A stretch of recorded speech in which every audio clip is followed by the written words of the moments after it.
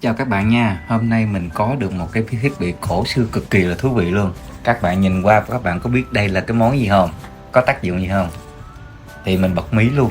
Đây là một cái chiếc nhiệt kế kim gắn trên cái tấm gỗ tròn xinh xắn này. Nhìn thôi là cảm giác như bước vào cái cỗ máy thời gian rồi. Thì tất nhiên là mình không cưỡng lại được cái việc là tháo tung nó ra. Thì ở đây mình là tháo lấy cái mặt đồng hồ này thôi.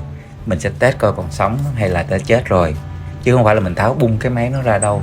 Bên trong chắc chắn là nó rất là phức tạp luôn, tại vì những cái linh kiện bên trong cực kỳ nhỏ. Thì đó, mình còn sẽ đo thử luôn bằng lửa. Mình sẽ dùng từ cái hộp quẹt, đừng lo nha, an toàn là trên hết.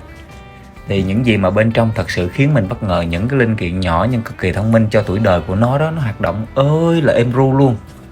Thì cái phần hay nhất này nè, mình sẽ biến cái chiếc nhiệt kế cổ này thành một cái món đồ DIY cực chất lượng trong cái video tiếp theo. Hãy tưởng tượng sáng tạo cổ điển siêu độc lạ. Nếu mà các bạn có tò mò về cái đồ điện tử cũ thí nghiệm vui này và những dự án DIY bá đạo của mình sắp tới thì nhớ bấm đăng ký kênh mình nha, và cùng mình khám phá nha. Chắc chắn là các bạn sẽ không muốn bỏ lỡ video tiếp theo đâu.